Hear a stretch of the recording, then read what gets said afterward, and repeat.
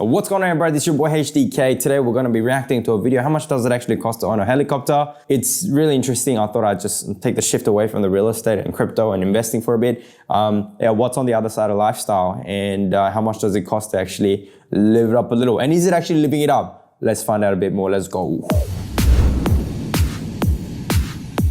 So today's video, I haven't actually watched the video. I actually genuinely am interested in finding out how much actually it costs to own a helicopter. Looks like this channel is about this guy who has this passion and he just wants to live it out. And let's have a look at how much it costs, and you'll see my reactions along with it. The most common question that we get on this channel, it's how much does a private... And can I just say, so many YouTubers go through like a big learning curve in putting on a good quality on their videos. I mean, like, this took me freaking ages, a massive learning curve for me to know how to get this done. In fact, I think that lighting is a little bit too bright. I'm gonna reduce it a little bit, get a bit moody, a bit less even. Let's go, that's better. And but look at that quality. I mean, that's fantastic. That is absolutely fantastic. And that hair, I think, I'm pretty sure he gets his hair done before it comes out and shoots, which I think is very important. Personal helicopter costs. We're gonna dive into it real deep. If you just want a quick and dirty and wanna know how much helicopters cost, here's a list of the most common helicopters. Anything with an R in front of it is a Robinson-made helicopter. They are the most popular brand. All right, hold up. So we've got 47 Gs all the way to 2.4 million, which is pretty crazy. $47,000 for a helicopter, I mean, that's doable. But I'm guessing he's not gonna go for that. Probably somewhere in the middle, I reckon. Brands. In the video it says R44, so yeah, he's gonna go for the $400,000 one. Personally, we have an R44 Raven II. The Raven II is a fuel-injected version of the Raven I, so it has slightly more horsepower. All that aside. Horsepower. Like, it's really interesting how you still use the measurement of horsepower for something that moves around in the air. It's kind of like horses flying in the air, which is interesting. These are the prices. If this is all that you wanted, the short answer, then we'll see on the next video. There is a whole lot more that we're gonna unpack as far as the economics of a helicopter. These prices I just pulled off of the Robinson website. If you go onto each model, you can find a PDF that says estimated operating costs, and this is sort of the sticker price that they recommend. It's not the base model price. You can get them for a little bit cheaper, I think, but once you add on all the stuff that you need and the bells and whistles, the avionics that you want, et cetera, you're gonna end up spending this or more. So this is a good starting point. And the rest of the helicopters that aren't Robinson, I basically just Googled them. The actual cost of ownership is vastly different because once you buy the helicopter, then you need to actually run it. There's a whole used market, so we're gonna talk a little bit about that at the hangar, so let's move over there. Interesting. So you've got obviously the cost of running it, and then obviously there's like the used market as well, which is just be interesting to find out. And we're gonna focus on Robinson helicopters because they're, again, as we said before, the most common helicopter produced worldwide. I think I read a stat somewhere that said that Robinson produces more helicopters than every other helicopter manufacturer in the world combined. And they have fairly easy maintenance schedules. So what a lot of people don't realize is they aren't good forever. You can't just buy them and then just fly them forever. Robinson in particular, they are limited to 2,200 flight hours or 12 years on the calendar from manufacture. So that's crazy. So 2,200 hours or 12 years. Okay. It's probably a lot of hours to actually stay in the sky, over 12 hours. And so it's whatever the shortest. I think the graphic's gonna come up and explain. This rolled off brand new off the assembly line. I flew it for 2,200 hours in say 6 years. Then it has to be rebuilt or overhauled. If I rolled it off the assembly line and I kept it for 12 years, but I only flew 1,500 hours, well, then there's 700 hours left on it that just go poof, gone. There's economics that you have to kind of strategize and figure out how you're gonna use the machine. Not a lot of people realize that. So for example, so that means you ideally wanna use like basically 2,200 hours divided by 12, which works out to be just a bit less than what, 200 hours or something. That means you gotta fly at least 4 hours a week. That's a lot. I think if you're flying 4 hours a week, that's every week in a year. You gotta take it out. And it looks like he doesn't even live close to where he's actually got the helicopter because it's like in a hangar somewhere and you gotta drive down there and you gotta spend 2 hours and then you gotta pay the fuel price for it as well. Look, wow, that's a lot. Unless it's some sort of a business, I don't think, it's gonna be that viable, interestingly. There's a whole other side to it too, because we've only talked about how much it costs to buy the helicopter and how fast the helicopter depreciates. There's also other costs, like fuel, maintenance, hangar fees, insurance, all that kind of stuff that factors in and raises the price another significant amount. You can actually calculate a per hour cost to fly the helicopter once you factor all those things in. Let's go for a quick little flight because we want to test the Osmo Pocket. We'll link to the video up here. We'll talk a bit more about how much it costs to fly per hour when we get back. All right, let's go.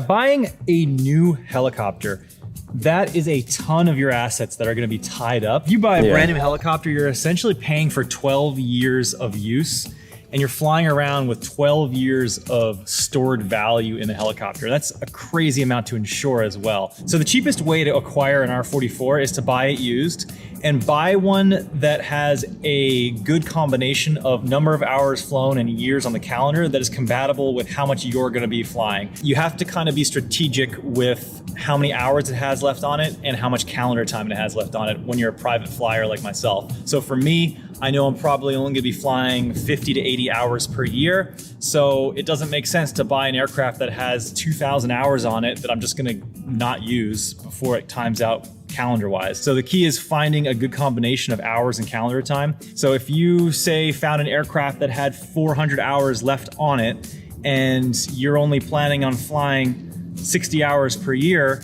you're gonna take almost 7 years to fly that off. So you're gonna have to make sure that aircraft has 7 calendar years left on it before the 12-year expiration date. Conversely, if you're flying 80 hours a year and that same aircraft has 400 hours left on it, you only need 4 or 5 years left on the calendar. So it's finding ideal combinations of hours and calendar years left on it that will make buying used a little bit tricky. We lucked into finding this aircraft. I've been scouring listings for 2 years since I started getting obsessed with flying, and this was the best combination of hours and years to efficiently use all the hours. I budgeted for 70 hours a year, and that's going to last me for the full 4 or 5 calendar years that it was. Well, 70 hours a year he wants to fly there at the moment. That's almost like 52 weeks, but an hour and 1.4 hours a week. Yeah, that's probably not bad. I think it's really good to actually buy secondhand in that you can actually marry up the number of hours and the amount of years that the helicopter has left in it, so that you can actually allocate the right amount of hours and the flight time to the actual flying, which I think is smart. Like if you're trying to start a business or something, let's say, and if you saw like a 6-year-old helicopter and it's got, comparatively a really long amount of hours left in it, and you're going to be really milking the crap out of that, then I think, it'll be good to, buy secondhand in that regard. And I think buying it new, it just leaves too many 20 question marks. And I think it leaves too many variables open for you to maybe draw the short end of the stick, in that you might actually own it for too long without flying enough, or you might fly too much and it's got to be overhauled, which is an unfortunate sort of factor of owning a helicopter. But in saying that, this guy's probably done a really, really good analysis of owning a helicopter, whereas we just own assets that depreciate, that really has a limited amount of years left in it, but we still think that it's pretty unlimited because everybody has it. I'm talking about cars here, of course, and maybe laptops as well. Who knows? That was on it, so we jumped on it. And if you do that, you can get into an R44 for less than $200,000, which is $200,000, less than $200,000 R44. Yeah, that's right. That's almost half its new price, which is good, and according to what he said he was going to use. I think that's probably quite fair. And there's probably overhaul value at the end as well. So let's keep watching, see what happens. Okay, we're back from our flight. That was a bit of fun. I don't think that the Osmo Pocket worked very well underneath the heli because of all the vibrations. It kind of gave a lot of jello. We'll link to that video up there. Yeah, it was pretty bad. 100% shit. Yeah. We were gonna talk a little bit more about the hourly operating costs. If you're thinking aerial photography, like I used to complain that drones are so expensive, but after watching this video, when it comes to aerial photography, I think, drones are much, much cheaper than the amount of money and time you fork out to make this happen. Of a helicopter. So first of all, I made a spreadsheet breaking down all these costs. So Robinson Helicopters publishes an estimated operating cost PDF every year. So I love this. Like this company that actually produces and sells actually produces an operating cost schedule breakdown. I bet you anything it's going to be more than this though. So basically, if you do ask, you can find out how much things cost. So the one from January of 2019 estimated that an R44 Raven II should cost you about $253 per hour to run, which right now I can tell you is a gross underestimation of real life numbers. Because first of all, what they based their estimates on is somebody operating it 500 hours per year. That may be applicable to a commercial operation that's using this for a business, but we're doing this video on personal and private helicopter ownership. I can tell you right now that I know no private owners that are flying 500 hours a year. That means you're basically wearing the thing out within what? 2,000 hours. So there's 4 years out of its full 12 years. So it's just basically wearing it out really quick within 4 years. Well, it's not ideal. compared to a line that you want to sit on, I guess. And the value of a timed out R44, this is a little bit controversial because it depends on who you ask, but generally speaking, when your R44 has drained all the life out of it, there's no hours left on it, the timed out body ready to be overhauled 100K, will be 200K. worth anywhere from 100,000 to 125,000. There you go. This is open to debate, but we'll say 100 to 125,000. Let's split the difference and call it $112,500 is what your timed out core is going to be worth when it's ready to be rebuilt and overhauled in 12 years. So that gives you a total number of $383,800 of depreciated value. Divide that by the 2,200 hours that you've flown. Now you know that each hour is worth about $174.45. So that's just on depreciation. Your aircraft depreciates by that much. Next, we go on to our direct operating costs. So I've estimated that fuel and oil, I've lumped them together. It costs about $85 an hour to run the helicopter. Most of that's fuel cost, but that price may vary depending on where you're operating out of, if your fuel prices are higher or lower than what mine are at my local field. Another direct operating cost is maintenance. This can be scheduled or unscheduled maintenance. I've kind of just made it a ballpark estimate of $36 an hour for that. So next, if we take our fixed costs, which are our insurance, our hangar, divide that. $36 per hour for maintenance is what? Provided you fly $200, 200 hours a year, that is $6,000 a year that you're spending on servicing. Wow, they're so expensive to service. Divide that by the number of hours we're flying. In this case, I've put in 80 hours per year. That gives us $173 an hour. Add everything up, and that gives us a grand total of $468.58. That's almost double what Robinson quoted because we're flying so many fewer hours. And this is more in line with what people around the internet are saying. Obviously, Robinson's quotes are gonna be a little bit conservative because they're trying to sell you a helicopter and make it seem like a great deal. It's still very expensive, and it's about double what they're saying it's gonna be. If you fly 500 hours a year, it's gonna be much cheaper. So if I plug in 500 hours per year to my spreadsheet, a total cost per hour of $323 an hour, which is still a little more expensive than what Robinson quotes, but it does get a little bit more affordable from that standpoint. If you fly 50 hours per year, the total cost per hour is $572 an hour. So if you can find a helicopter rental place, you can actually get one for about $450, $500 an hour. So that's probably the threshold for when is it better deal to rent versus own, and we'll talk a bit more about that in a later video. So you can see the question of how much does it cost to fly per hour? Well, it depends, because it depends on how many hours you fly per year. The point I want to make too is that you have to learn to fly the damn things. If you haven't gone to flight school already, that's a huge cost as well. I trained in Canada, so I don't know exactly what the going rates are in the US, but in Canadian dollars, I know I was shelling out $525 per hour. That's crazy. I did a 105-hour commercial program. So it was pretty expensive. If you do the private program, it's gonna be cheaper. I think they're 40 or 50 hours. 50 grand. That I've talked to said that there are a minority of people who can do a private license in 40 to 50 hours. It's more like 60 to 70 hours at least.